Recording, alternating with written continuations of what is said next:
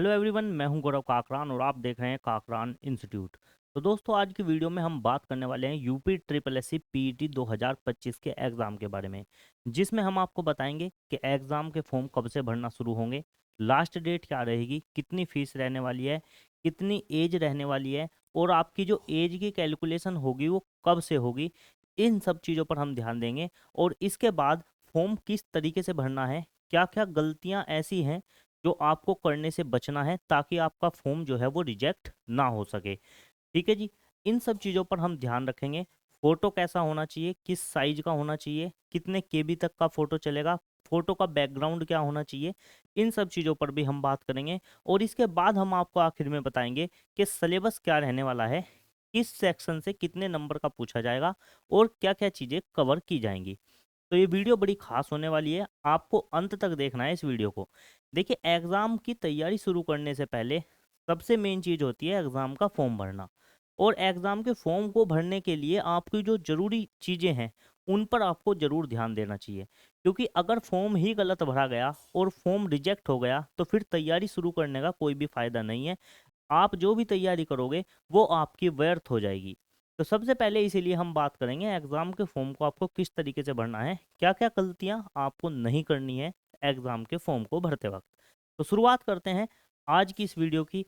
सबसे पहले हम बात करेंगे कि उत्तर प्रदेश अधिनियम सेवा चयन आयोग ने जो विज्ञापन प्रकाशित किया था UP triple S C PET के लिए, वो किया था 2 मई 2025 को। ठीक है जी। अब बात करें उसका ऑनलाइन आवेदन जो है वो प्रारंभ होने की जो तिथि है वो है 14 मई 2025, यानी कि 14 मई से आपके फॉर्म जो है वो भरने स्टार्ट हो जाएंगे। और ऑनलाइन आवेदन करने की जो लास्ट तिथि है यानी अंतिम तिथि है वो होगी 17 जून 2025।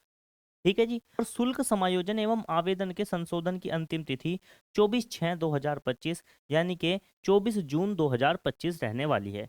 देखिए, आपको एग्जाम का फॉर्म भरते वक्त आखिरी डेट का इंतजार नहीं करना, जल्दी से जल्दी फॉर्म आपको भर देना है ताकि एक टेंशन आपकी दूर हो जाए कि मैंने फॉर्म भर दिया है। फिर अगली जो आपकी टेंशन रहेगी या अगला जो आपका लक्ष्य रहेगा वो रहेगा एग्जाम की तैयारी करना।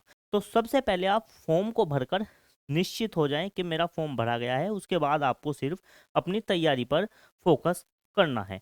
ठीक है जी। नीचे भी सारी की सारी ऐसी चीज़ें लिखी हुई हैं। मेन चीज़ ये थी कब से फॉर्म भरा जाएगा, लास्ट डेट क्या होगी, फीस जमा करने की लास्ट डेट और संशोधन की लास्ट डेट क्या होने वाली है। उम्मीद है समझ में आ गया होगा आपको।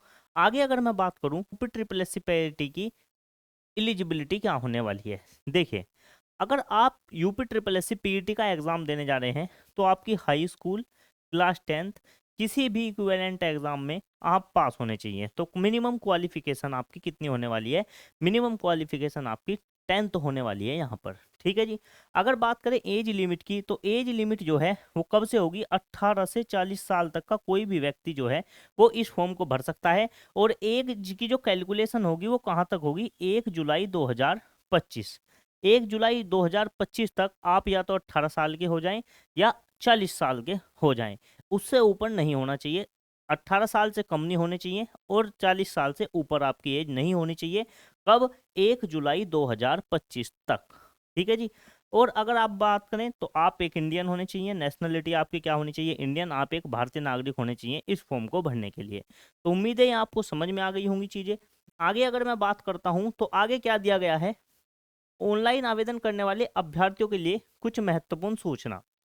सबसे पहले, ऑनलाइन आवेदन जो आपको करोगे वो कहाँ पर होगा, UPSSC.gov.in पर जाकर आपको ऑनलाइन आवेदन करना है। उसकी फॉर्म को भरने की जो प्रक्रिया है वो क्या रहने वाली है उसकी अगर मैं बात करूं, सबसे पहले अभ्यर्थी को अपना पंजीकरण यानी कि रजिस्ट्रेशन करना होगा अपनी जीमेल आईडी मोबाइल नंबर के द्वारा। ठीक है जी। उसके बाद उसके फोटो हस्ताक्षर अपलोड करने होंगे। आगे मैं बताऊंगा फोटो का साइज क्या होने वाला है, फोटो का बैकग्राउंड क्या रहने वाला है। और उसके बाद आपको फॉर्म की सारी डिटेल भरनी है, अपना नाम एड्रेस वगैरह ये सारी चीज़ें डिटेल भरनी है। और सबसे आखिर में आपको फीस का भुगतान करना है, एक बार एप्लीकेशन को प्रीव्यू करना है और इस तरीके से आपका फ़ोन एप्लीकेशन क्या हो जाएगी, सबमिट हो जाएगी। तो इस तरीके से आपका 4 चरणों में आपका फॉर्म जो है वो भरा जाना है। आगे अगर मैं बात करता हूँ, आगे क्या दिया गया है कि अभ्यर्थी का जो पंजीकरण है, पंजीकरण जब आप भरें तो आपका रजिस्ट्रेशन जो है वो कैंसिल ना हो, आपका फॉर्म कैंसिल ना हो, तो उसके लिए आपको अपना नाम, पिता का नाम, या फिर आप अगर लेडीज हैं, आपकी शादी हुई है तो अपने पति का नाम, उत्तर प्रदेश का निवासी संबंधित होने का विवरण, श्रेणी कौन सी है, जन्म तिथि क्या है, लिंग वैवाहिक स्थिति क्या है, संपर्क हेतु मोबाइल नंबर, ईमेल आईडी, अनिवार्य शैक्षिक अर्हता यानी कि आप जो भी इसमें मांगी गई है, 10th मांगी गई है तो 10th के डॉक्यूमेंट्स प्रॉपर आपके होने चाहिए। ये सारी की सारी चीज़ें जो हैं वो आपको अच्छे से चेक करनी है। और ऐसे अभ्यर्थियों को अपना रंगीन फोटोग्राफ लगाना है जो पिछले 6 माह के भीतर लिया गया हो। ये इंपॉर्टेंट चीज है कि ऐसा फोटो लगाना है जो पिछले 6 माह के अंदर ही लिया गया हो। वह नमूना हस्ताक्षर की स्कैन प्रति इमेज अपलोड करनी होगी, यानी कि फोटोग्राफ ऐसा होना चाहिए जो पिछले 6 महीने में ही लिया गया हो, और ऐसे ही आपके सिग्नेचर जो हैं वो स्कैन होकर अपलोड होने वाले हैं। ठीक है जी। इसके बाद आपको वेरीफाइड कोड होगा और उसके बाद आपका क्या हो जाएगा, फॉर्म सबमिट हो जाएगा और आप अपना प्रिंट ले सकते हैं रजिस्ट्रेशन का। तो इस तरीके से आपको चीज़ें ध्यान रखनी है कि ताकि आपका फॉर्म जो है वो कैंसिल ना हो। अब फोटो का साइज क्या रहने वाला है उस पर भी मैं बात करूंगा, बैकग्राउंड क्या रहेगा, कलर कलर क्या रहेगा फोटो का उस पर भी मैं बात करूंगा। तो 6 महीने से पुराना फोटो आपका नहीं होना चाहिए, क्योंकि चीज़ें बदल जाती हैं। कोई इंसान पहले पतला था 6 महीने पहले, अब थोड़ा सा उसका वेट बढ़ गया है, तो उसकी वजह से हो सकता है चेहरा हल्का सा मोटा हो गया हो। पहले चेहरा पतला हुआ करता था, या पहले चेहरा मोटा था, अब 6 महीने हो गए हैं तो चेहरा थोड़ा पतला हो गया है। तो ताकि एग्जाम के समय पर आपकी पहचान करते वक्त किसी को दिक्कत ना हो फोटो के साथ, तो पिछले 6 माह का ही आप फोटो लगा सकते हैं। इससे ज़्यादा का आप नहीं लगाएं, ताकि आपका फॉर्म जो है वो रिजेक्ट ना हो और आपकी एंट्री किसी भी तरीके से एग्जाम के समय बाधित ना हो। आगे अगर हम बात करते हैं तो आगे क्या दिया गया है, फोटो और हस्ताक्षर अपलोड करना। देखिए, अभ्यर्थी का फोटो जो है वो कैसा होना चाहिए, आपका फॉर्म जो है फोटो की वजह से रिजेक्ट ना हो तो कैसा होना चाहिए फोटो। चेहरे की जो छवि है वो स्पष्ट दिखनी चाहिए, चेहरे पर अत्यधिक चमक भी नहीं होनी चाहिए और किसी चीज की छाया नहीं होनी चाहिए। ठुड्डी से शिखर तक साफ दिखता हो, यानी कि यहाँ से लेकर यहाँ तक आपका चेहरा बिल्कुल साफ दिखना चाहिए। दूसरी चीज, चेहरे के दोनों किनारे, दोनों कान साफ दिखते हो, यानी कि आप ऐसा फोटो लें ताकि आपके इधर के दोनों कान जो हैं ये बिल्कुल फोटो में क्लियर दिखाई दे। ठीक है जी। चश्मा अगर आपने पहनने की स्थिति में है, आपको चश्मा पहना है, तो आंखें बिल्कुल साफ दिखाई होनी चाहिए। आपके चश्मे का जो कलर है वो कैसा नहीं होना चाहिए, उसका शीशा रंगीन नहीं होना चाहिए। कैमरे पर आपकी सीधी नजर हो, व्यक्ति तटस्थों, आंखें खुली होनी चाहिए, मुंह आपका बंद होना चाहिए। सफेद या हल्के ग्रे रंग की पृष्ठभूमि आवश्यक है। तो आपका जो फोटो है उसका जो बैकग्राउंड है या तो वाइट होना चाहिए या फिर लाइट ग्रे कलर का आपका बैकग्राउंड रखना है। फोटो के साइज की बात करूँ तो 3.5 सेंटीमीटर से 4.5 सेंटीमीटर का होना चाहिए, जिसमें फोटो का लगभग 70% जो है भाग चेहरे से आच्छादित हो, यानी कि फोटो में लगभग 70% भाग जो है फोटो का उसमें आपका चेहरा आना चाहिए। बाकी 30% में आप बैकग्राउंड कवर कर सकते हैं। ठीक है जी। बाकी बात करें, फोटो पिछले 6 महीने के भीतर ही लिया गया हो। अगर आप लेटेस्ट फोटो खिंचवाएं उसी को अपलोड करवाएं वो सबसे बढ़िया है। ठीक है जी। अभ्यर्थी का रंगीन फोटोग्राफ उपयुक्त निर्धारित मानक के अनुरूप होना चाहिए, जिसकी फाइल का साइज 50 KB से लेकर 100 KB से अधिक ना हो। 50 KB कम से कम होना चाहिए और 100 ज़्यादा से ज़्यादा होना चाहिए। इनसे अधिक नहीं चलेगा और 50 से कम नहीं चलेगा। और ये जो फॉर्मेट है उसका जेपीईजी या जेपीजी होना चाहिए। ठीक है जी। अभ्यर्थी के हस्ताक्षर की अगर मैं बात करूं तो हस्ताक्षर आप हिंदी में और इंग्लिश में दोनों में कर सकते हैं। साइज जो रहने वाला है 3.5 सेंटीमीटर चौड़ा और 1.5 सेंटीमीटर ऊंचा या लंबा रह सकता है। ठीक है जी। ये होगी जेपीईजी और जेपीईजी में आपकी फाइल होनी चाहिए। इसके साइज की बात करूं तो मैं 30 KB से 50 KB तक आपको इस फोटो का साइज रखना है, हस्ताक्षर वाले का जो आप स्कैन करेंगे। ठीक है जी। और एक चीज और साफ कही गई है कि अंग्रेजी भाषा के कैपिटल लेटर में हस्ताक्षर अमान्य होंगे। अगर आपने कैपिटल लेटर में अपने साइन कर दिए हैं अंग्रेजी के बड़े अक्षरों में, तो वो क्या कर दिए जाएंगे, अमान्य घोषित कर दिए जाएंगे। अभ्यर्थी अपने हस्ताक्षर के नीचे समय की हस्तलिपि में हिंदी में अपना नाम आवश्यक लिखें। ये बहुत इंपॉर्टेंट चीज़ है। बहुत से लोग सिग्नेचर कर देते हैं और अपलोड कर देते हैं, फॉर्म रिजेक्ट हो जाता है। अगर आपने सिग्नेचर की है तो आप अपने हाथ से हिंदी में अपना नाम सिग्नेचर के नीचे जरूर लिखें। ठीक है जी। इन सब चीज़ों का आपको ध्यान रखना है। 6 माह वाला फोटो आपका मैंने बता ही दिया है, ये 6 माह के अंदर अंदर का फोटो होना चाहिए। मेरी आपको ये सलाह है कि आप बिल्कुल लेटेस्ट जब फॉर्म भरवाने जाएं तभी अपना फ़ोटो खिंचवाएं और वो उसका बैकग्राउंड वाइट या लाइट ग्रे रखें, ठीक है। बाकी फॉर्म भरने वाला साइज और जेपीईजी वगैरह अपने हिसाब से सेट कर देगा। तो उम्मीद है ये जानकारी आपको पसंद आई होगी। क्या क्या गलतियां नहीं करनी है उन पर बेहद ध्यान रखना है आपको। अब बात करते हैं कि शुल्क क्या लगने वाला है फॉर्म भरने का। अगर आप जनरल कैटेगरी से आते हैं, ठीक है जी, तो आपके टोटल लगेंगे 185 रुपये। अगर आप ओबीसी से आते हैं तो भी आपको कितने लगेंगे, 185 रुपये। अगर आप SC ST से आते हैं तो आपके लगने वाले हैं 95 रुपये। और अगर आप दिव्यांग हैं, ठीक है, विकलांग हैं, तो आपके कितने रुपए लगने वाले हैं, 25 रुपये लगने वाले हैं, ठीक है जी। तो ये सारी की सारी आपकी होने वाली है एग्जाम की फीस। फॉर्म को भरने के लिए आपका एग्जाम की जो फीस होगी उसके बारे में मैंने आपको बता दिया है। अगर आगे बात करते हैं हम, आगे क्या दिया गया है कि आयु सीमा क्या होने वाली है, ये मैंने आपको पीछे बता दिया है कि 1 जुलाई 2025 को न्यूनतम आयु 28 वर्ष होनी चाहिए और अधिकतम 40 वर्ष से अधिक आयु प्राप्त ना की हो, ठीक है जी। 1 जुलाई 2025 तक आपकी कम से कम आयु 18 वर्ष और अधिकतम आयु आपकी कितनी हो, 40 वर्ष हो। 40 वर्ष से अधिक आयु आपकी नहीं चलेगी और 18 वर्ष से कम भी नहीं चलेगी, ठीक है जी। तो यही जानकारी के लिए मैंने ये लगाया था। बाकी जानकारी आप चाहें तो वीडियो को रोककर पढ़ सकते हैं, ठीक है जी। अगले क्वेश्चन की अगर मैं बात करता हूं तो क्या दिया गया है, परीक्षा जो होने वाली है आपकी वो क्या होने वाली है, लिखित परीक्षा कराई जाएगी, ये लिख कर दिया है। ये जितनी भी मैं आपको चीज़ें बता रहा हूँ ये सारी की सारी ऑफिशियल नोटिफिकेशन के फोटोज़ हैं जितने भी आपके सामने हैं। ये ऐसा नहीं है कि कहीं किसी भी वेबसाइट से मैंने उठाया है, क्योंकि वेबसाइट में कई बार टाइपिंग मिस्टेक होने की वजह से कुछ गलत जानकारियाँ भी अपलोड हो जाती हैं। तो ये सारा का सारा ऑफिशियल नोटिफिकेशन आप देख भी सकते हैं, नोटिफिकेशन के नीचे साइन हुए हुए हैं, ठीक है जी। और इन्होंने आगे लिखित परीक्षा के संबंध में कुछ विशेष कहा है कि अगर आयोग को ऐसा लगा कि आवेदन पत्र जो है वो बहुत ज़्यादा हैं तो अभ्यर्थियों के लिए लिखित परीक्षा एक ही पाली या एक ही दिन में आयोजित किया जाना सुविधाजनक अगर नहीं रहा तो एक से अधिक पाली भी हो सकती है और एक से ज़्यादा दिन में भी यह परीक्षा आयोजित की जा सकती है, ठीक है जी। इसके संबंध में अगर आपकी जो परीक्षा है वो एक से ज़्यादा पालियों में या एक से ज़्यादा दिनों में होती है तब आपको क्या करा जाएगा, अभ्यर्थियों को तुलनात्मक अभ्यर्थियों के लिए तुलनात्मक मूल्यांकन हेतु नॉर्मलाइजेशन का प्रयोग किया जाएगा।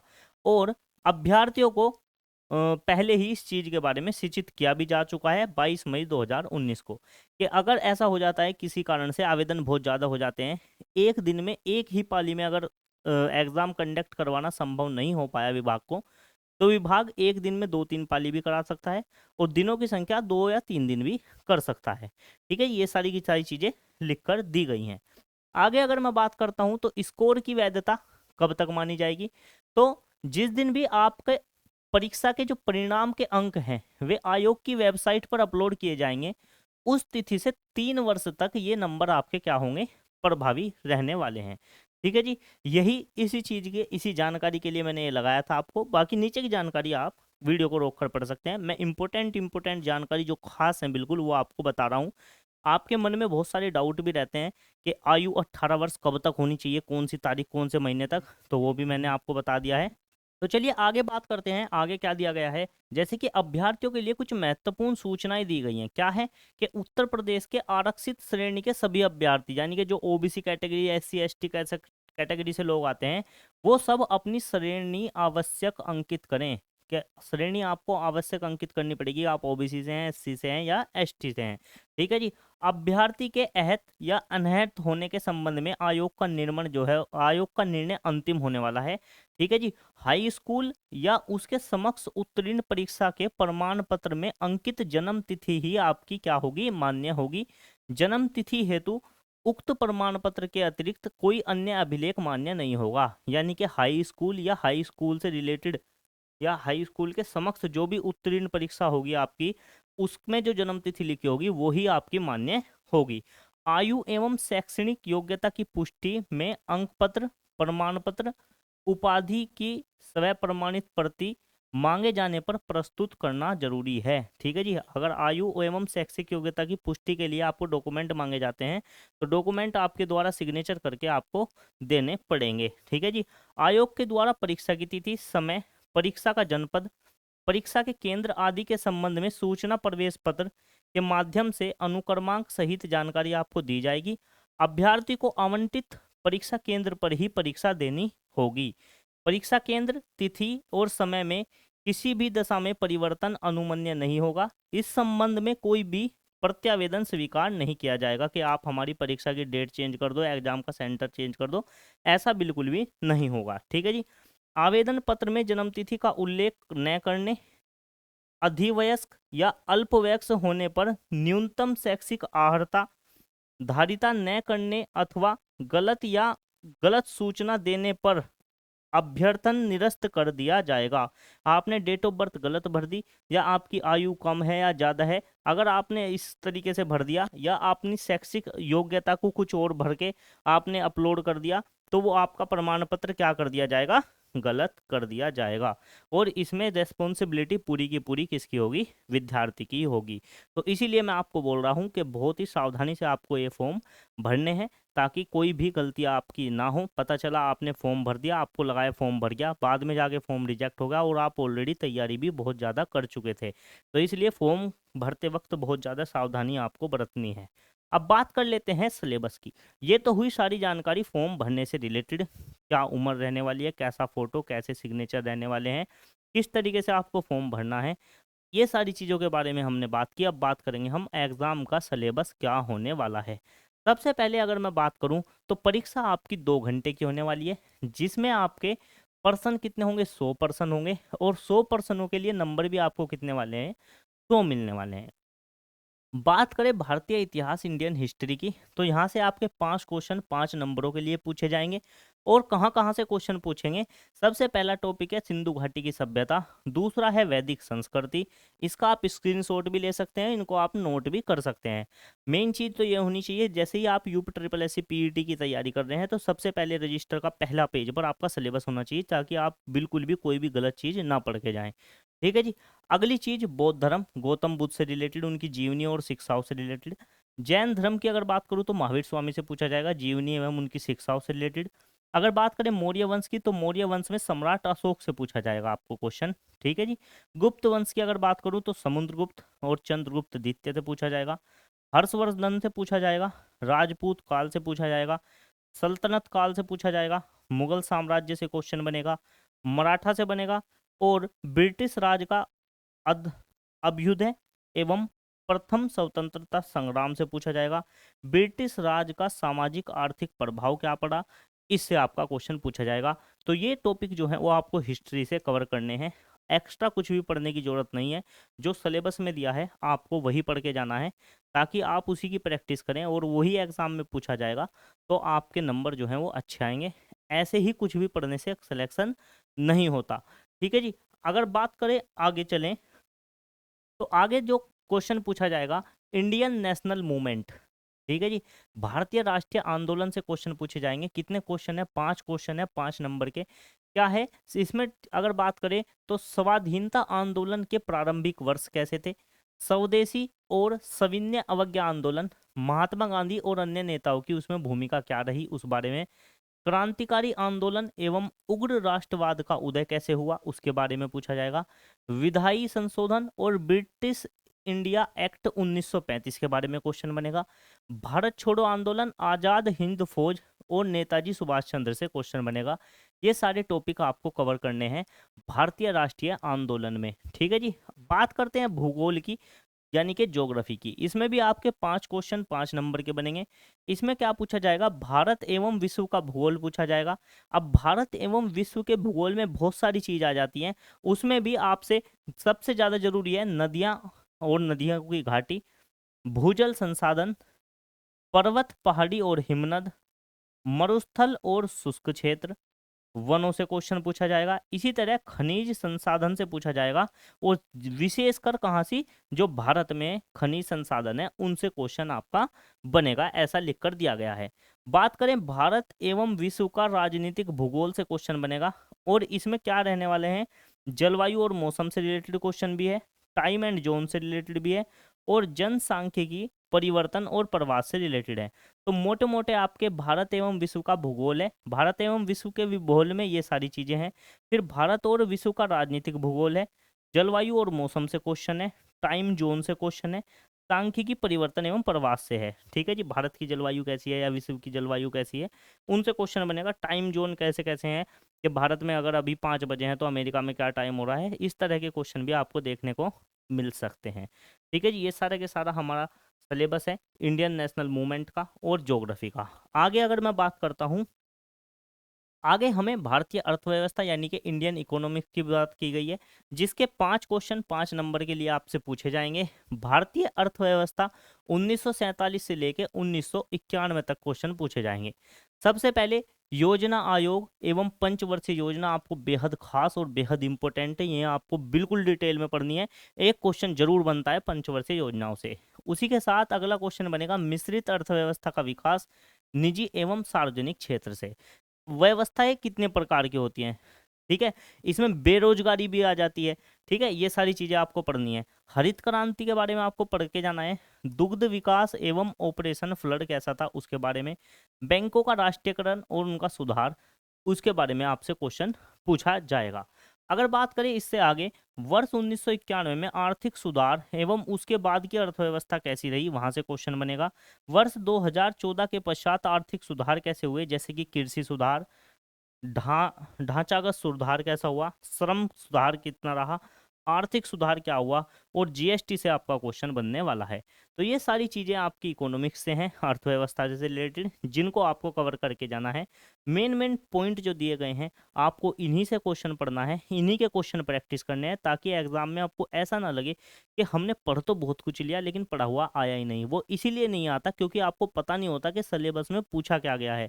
जब साफ साफ लिख के दे रखा है कि योजना आयोग और पंचवर्षीय योजनाओं से क्वेश्चन बनेगा, तो आपको डिटेल में वो योजना आयोग और पंचवर्षीय योजना को डिटेल में पढ़ें। फिर उसके बाद दूसरा टॉपिक मिश्रित अर्थव्यवस्था का विकास और निजी सार्वजनिक क्षेत्र से आपको डिटेल में आपको ये पढ़ने हैं टॉपिक। ठीक है, जब आप टॉपिक वाइज पढ़ते जाएंगे जो सिलेबस में दिया हुआ है, तो आप देखेंगे कि जो एग्जाम में आया है वो आपका पढ़ा हुआ है। ठीक है जी, अपनी मर्जी से आप कुछ भी वीडियोस देखने लगते हैं या कुछ भी पढ़ने लगते हैं, उससे आपका सिलेक्शन नहीं होता। उसका सबसे बड़ा कारण यही है कि सिलेबस के अनुसार तैयारी नहीं की गई है। तो आगे अगर मैं बात करता हूं, तो आगे क्या दिया गया है, भारतीय संविधान एवं लोक प्रशासन, Indian constitution and public administration से क्वेश्चन पूछा जाएगा। 5 क्वेश्चन होंगे, 5 नंबर के होंगे। भारतीय संविधान से क्या क्या पूछा जाएगा, भारतीय संविधान की मुख्य विशेषताएं, राज्य के नीति निर्देश सिद्धांत, मौलिक अधिकार एवं कर्तव्य, संसदीय प्रणाली से क्वेश्चन पूछा जाएगा, संघीय प्रणाली, संघ एवं केंद्र शासित प्रदेश और केंद्र राज्य के संबंध के बारे में क्वेश्चन बनेंगे। न्यायिक ढांचा, सर्वोच्च न्यायालय और उच्च न्यायालय से आपके क्वेश्चन बनने वाले हैं। इसी के साथ जिला प्रशासन से क्वेश्चन और स्थानीय निकाय और पंचायती राज से क्वेश्चन आपके बनने वाले हैं।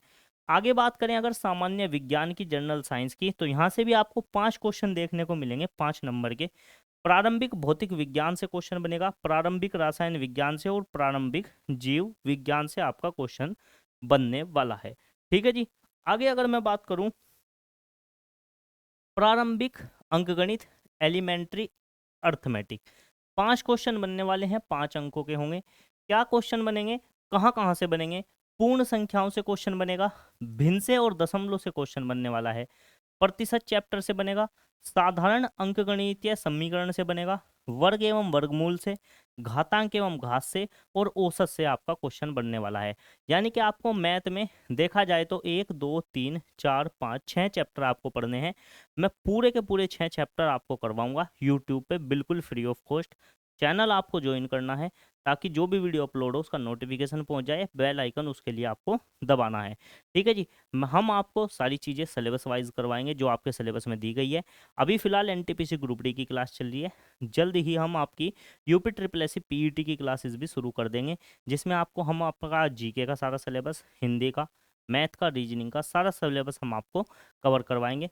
अगर बात करें अगले क्वेश्चनों की, प्रतिशत चैप्टर की ऑलरेडी वीडियो मैंने एनटीपीसी ग्रुप डी के लिए डाली हुई है, आप चाहें तो उनका भी प्रेफरेंस ले सकते हैं। ठीक है जी, उनको भी आप देख सकते हैं। और अगर आप यूपी ट्रिपल एससी पीईटी के लिए स्पेशल देखना चाहते हैं तो उसके लिए भी जल्दी मैं आपके लिए वीडियो बना दूंगा। अब बात करते हैं अगर सामान्य हिंदी की, तो सामान्य हिंदी से 5 क्वेश्चन 5 नंबर के लिए पूछे जाएंगे। कहाँ कहाँ से क्वेश्चन बन सकते हैं, तो सबसे पहले बात करें संधि की, संधि से क्वेश्चन बन सकता है। उसके बाद विलोम शब्द, उसके बाद पर्यायवाची शब्द, वाक्यांश के लिए एक शब्द और लिंग से क्वेश्चन बन जाएगा, पुल्लिंग स्त्रीलिंग से। फिर उसके बाद समसूत्र भिन्नात्मक शब्द से क्वेश्चन बन सकता है, मुहावरे लोकोक्तियों से क्वेश्चन है, सामान्य अशुद्धियां सेंटेंस में एरर से क्वेश्चन बनेगा, लेखक और उनकी रचनाओं से क्वेश्चन बनेगा, गद और पद दोनों के लिए। तो ज्यादातर फोकस आपको इन पर देना है पूरा का पूरा हिंदी में, ठीक है। नहीं तो जरूरी नहीं है कि आपको क्लास लेनी है, आपके पास अच्छी सी बुक है तो आप उससे भी प्रैक्टिस कर सकते हैं। उसमें आपको, क्योंकि विलोम शब्द क्या है आपको खुद याद करने हैं, पर्यायवाची भी खुद याद करने हैं, वाक्यों के लिए एक शब्द भी आपको खुद याद करना है, ठीक है जी। उसके बाद मुहावरे लोकोक्तियां भी खुद याद करनी है। 2-3 चैप्टर ऐसे हैं जो व्याकरण से रिलेटेड हैं, वो आप यूट्यूब पर भी देख सकते हैं, हम भी आपको कवर करवाएंगे वो सारी चीज़ें, और आप अपनी बुक से भी तैयारी कर सकते हैं। बात करें आगे सामान्य अंग्रेजी की, जनरल इंग्लिश की, तो 5 क्वेश्चन बनने वाले हैं यहाँ से भी 5 अंकों के लिए। अंग्रेजी व्याकरण से क्वेश्चन बनेगा और अपठित गद्यांश एवं पर आधारित प्रश्न होंगे, यानी कि आपको पैराग्राफ दिया गया होगा उसमें से आपको क्वेश्चन पूछे जाएंगे। इस तरह से भी आपकी सारी चीज़ें कवर की जाएंगी, ठीक है। तो ये हो गया आपका इंग्लिश का, मैंने आपको इंग्लिश का बता दिया, हिंदी का बता दिया, विज्ञान का बता दिया, मैथ का बता दिया, और आपको मैंने किसका बता दिया, जीके का बता दिया। अब आगे अगर मैं बात करूं तो आगे दिया गया है तर्क एवं तर्क शक्ति, लॉजिकल रीजनिंग के बारे में। वहत एवं लघु से क्वेश्चन पूछेगा, क्रम एवं रैंकिंग से, ऑर्डर एंड रैंकिंग जिसका संबंध है, संबंध से क्वेश्चन पूछेगा, है ना। उसके बाद समूह से भिन्न को अलग करना, क्लासिफिकेशन जिसको बोलते हैं, वर्गीकरण, उससे क्वेश्चन है। कैलेंडर एवं घड़ी से क्वेश्चन पूछा जाएगा। कारण और प्रभाव से क्वेश्चन पूछा जाएगा कि आपके क्या नाम, आप एक जिले के डीएम है, आपके जिले में बाढ़ आ गई, बाढ़ से बहुत लोगों को नुकसान हुआ, तो उसके प्रभाव क्या क्या हो सकते हैं, ठीक है ना। कारण और प्रभाव से क्वेश्चन पूछा जाएगा। कोडिंग डिकोडिंग से क्वेश्चन देखने को मिलेगा आपका, और निगमनात्मक तर्क एवं कथन, विश्लेषण एवं निर्णय से आपका क्वेश्चन पूछा जाने वाला है। ये सारे के सारे टॉपिक आपके किसके हैं, लॉजिकल रीजनिंग के क्वेश्चन टॉपिक हैं, ठीक है जी। बात करें अगर करंट अफेयर की, तो भारतीय एवं वैश्विक से रिलेटेड करंट अफेयर पूछ के क्वेश्चन पूछे जाएंगे, और कितने होने वाले हैं, ये 10 होने वाले हैं, 10 नंबर के लिए। तो करंट अफेयर आपको बेहद बढ़िया तरीके से आपको पढ़ के जाना है। करंट अफेयर आप बुक से भी पढ़ सकते हैं, बहुत सारी यूट्यूब पर फ्री क्लासेस भी चलती हैं करंट अफेयर के लिए, आप उनसे भी करंट अफेयर पढ़ सकते हैं। आगे अगर मैं बात करता हूँ, तो आगे अगर बात करें सामान्य जागरूकता यानी कि जनरल अवेयरनेस, सामान्य जागरूकता क्या है, आपकी सामान्य नॉलेज जो क्या है उसके बारे में क्वेश्चन आपसे पूछे जाएंगे।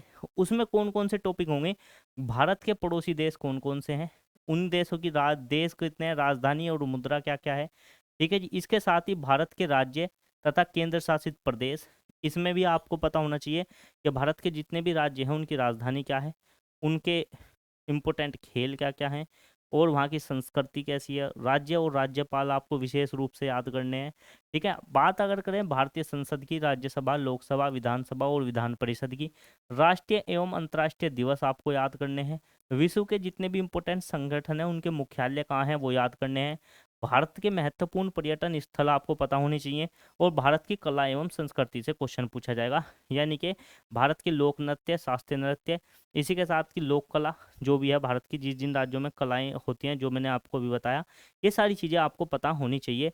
कौन सा नृत्य कौन सा इम्पोर्टेंट है, जैसे कि कई बार क्वेश्चन पूछा जाता है कि बताइए जो माधुरी दीक्षित है, या फिर कई बार पूछ लिया जाता है इम्पोर्टेंट पर्सनैलिटी से, तबला वादक से क्वेश्चन है, तो वादक एवं उनके वाद्य यंत्र से भी कई बार क्वेश्चन पूछ लिया जाता है, ठीक है जी।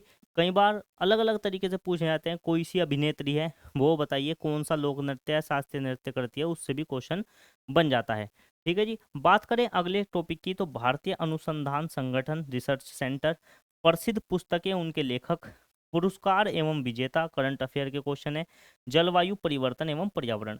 देखिए फेमस बुक आपको पुरानी भी याद करनी है और करंट अफेयर वाली भी याद करनी है। इंपॉर्टेंट पुरस्कार एवं विजेता बिल्कुल लेटेस्ट वाले आपको पढ़ के जाने हैं कि कौन से खेल में कौन जीता, किसको अवार्ड मिले, ये सारी चीज़ें आपको करंट अफेयर से पढ़ के जानी है। तो ये सारा का सारा आपका क्या कहें का सिलेबस हो गया, जनरल अवेयरनेस का सिलेबस हो चुका है। आगे अगर मैं बात करता हूँ, तो आगे आपको क्या मिलेगा, अपठित हिंदी गद्यांश का विवेचन एवं विश्लेषण, 2 गद्यांश मिलेंगे आपको, प्रति एक पर 5% दिए होंगे, इसी तरीके से 10%, 10 नंबर हो जाएंगे, 2 गद्यांश आपको ये मिलने वाले हैं।